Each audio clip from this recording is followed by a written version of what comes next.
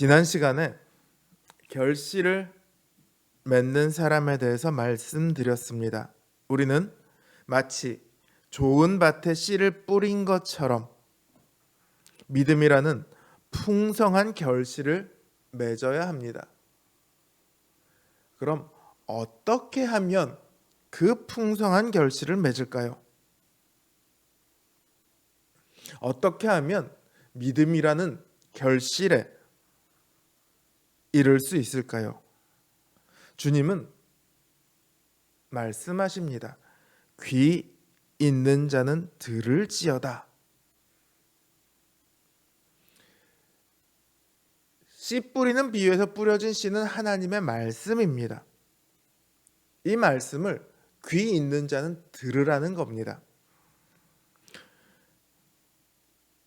들을 귀 있는 자는 들을지어다. 이게 누구는 귀가 없어서 못 듣고 누구는 귀가 있어서 들을 수 있고 그런 말씀이 아닙니다.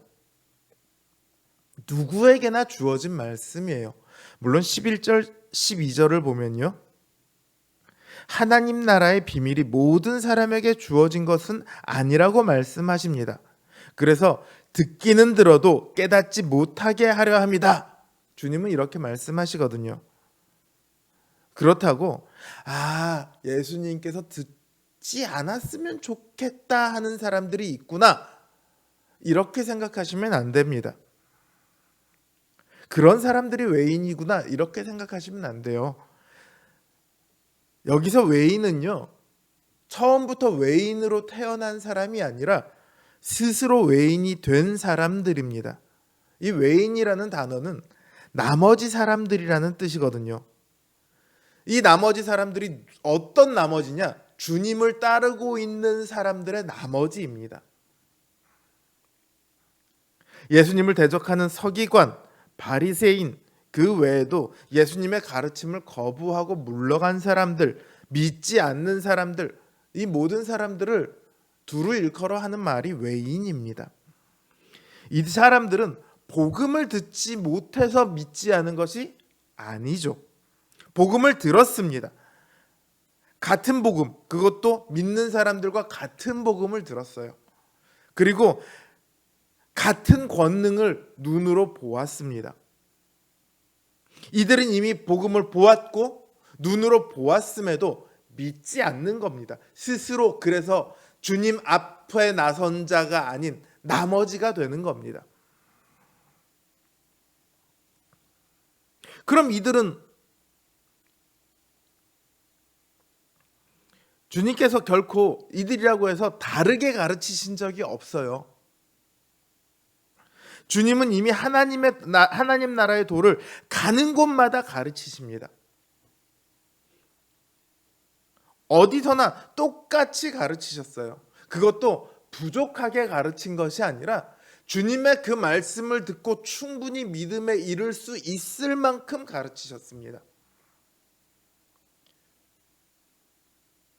주님께서 이 비유를 말씀하세요. 사람이 등불을 가져오려는 것은 어디다가 숨겨두려고, 저 말 밑에나 평상 아래나 이런 데다 숨겨두려고 한 것이 아니라 등경 위에다가 올려놓으려고 함이라. 이렇게 말씀하십니다. 주님께서는 하나님 나라의 복음을 모든 사람이 다 알기를 원하셨습니다. 그래서 다 말씀해 주셨어요. 그럼에도 자기 마음이 완악해서 예수님과 예수님의 말씀을 불신하는 사람들이 있습니다. 이들이 바로 외인들인 거예요. 주님께서는 이 암흑 같은 세상에 등불을 가져오셨습니다. 주님은 결코 그 등불을 숨기지 않으셨습니다. 오늘 본문을 보면 조금 번역에 아쉬움이 있습니다. 22절을 보면 드러내려 하지 않고는 숨긴 것이 없고 나타내려 하지 않고는 감추인 것이 없느니라. 이 말이 뭐지? 한참을 고민해야 됐습니다. 이 말이 원래대로 하자면 21절부터 해서 있는 말인데요. 사람이 등불을 가져오는 것은 등경 위에 두려 함이니 왜냐하면 숨긴 것은 드러나기 위해서가 아닌 것이 없기 때문이다. 원문은 이렇게 되어 있습니다. 그러니까 쉽게 얘기하면 드러내기 위해서 등불을 가져왔다는 거예요. 병행 구절인 누가복음 8장 17절에도요. 숨긴 것은 드러나게 되지 않을 것이 없다. 이렇게 번역되어 있습니다. 또 유대인의 속담에도 숨긴 것은 반드시 드러나게 마련이다. 이런 속담도 있어요. 다 같은 얘기예요. 주님께서는 모두가 볼 수 있도록 하기 위해 또 모두를 밝혀주기 위해 등불을 가져오셨습니다. 여기 등불이 뭐냐? 하나님 나라의 비밀이라고 생각해도 되겠지만 저는 오히려 하나님 나라 그 자체라고 생각합니다. 예수님께서 하나님 나라를 이 땅에 가져오셨어요. 이미 이스라엘이 멸망당하고 그 언약이 깨진 이후로 하나님 나라가 이 땅에 임하지 않았습니다. 이미 하나님 나라가 없은 지 수백 년이 되었습니다. 예수님께서는 그 하나님 나라를 다시금 이 땅에 가져오셨어요.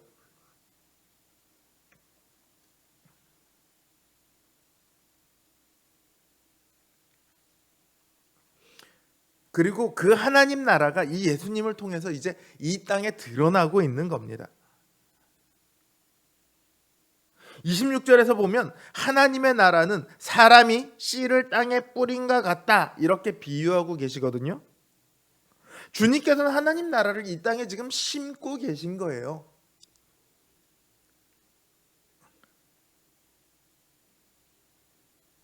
우리는 주님께서 심으신 그 하나님 나라를 우리 마음에 받아들여야 합니다.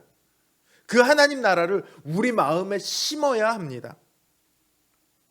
하나님 나라의 말씀을 들어야 합니다. 주님께서 들을 귀 있는 자는 들으라고 말씀하신 것은요.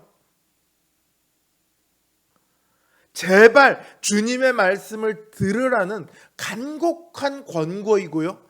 또 강력한 경고이기도 합니다. 주님께서는 추수 때가 되면 곡식을 거두어 드리듯이 우리에게서 하나님 나라의 결실을 찾으실 겁니다. 오직 그 하나님 나라를 우리 심령에 심는 자만이 그 결실에 이를 수 있습니다. 그 결실을 맺기 위해서 우리는 스스로를 삼가야 합니다. 무엇을 듣는지 우리 스스로를 헤아려야 합니다. 이 시대가 지금 이 스마트폰이 발달하면서 동영상 기술이 발달하면서 가짜 뉴스가 이제 판을 치고 있습니다. 도대체 뭐가 진짜인지 몇 번을 의심해봐도 나중에 가면 이것도 가짜였어 싶을 정도가 되었습니다.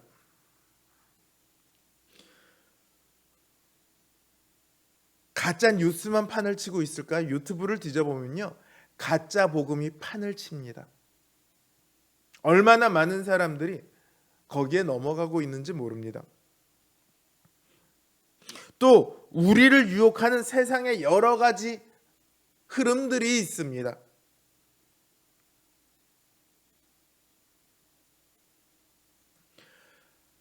지금 청년들이 기독교인이건 아니건 할 것 없이 다 대출을 받아서 주식을 사는데 혹은 비트코인 같은 암호화폐를 사는데 정신이 없다는 얘기를 들었습니다. 어제 회의를 갔더니 그 교회 청년들, 한 목사님께서 그 교회 청년들도 지금 다들 그러고 있다고 말씀을 하시더라고요.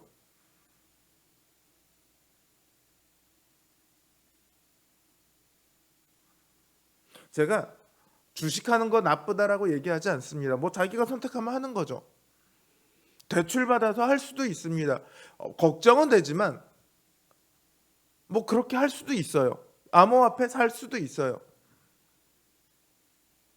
왜 그걸 하냐고 저는 묻고 싶습니다.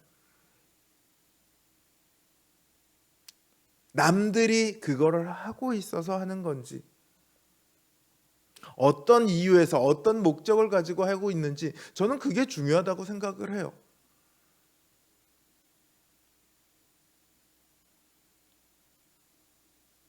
우리의 중심에 무엇이 있냐?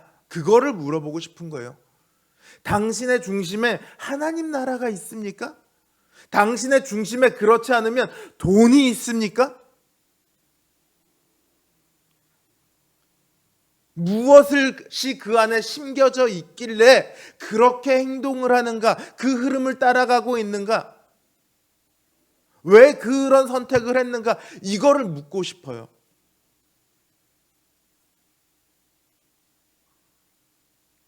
이 땅의 수많은 흐름들이요, 우리들 보기에 얼마나 좋아 보이는지 모릅니다. 그러나 그런 것들의 대부분은, 아니 거의 절대 다수는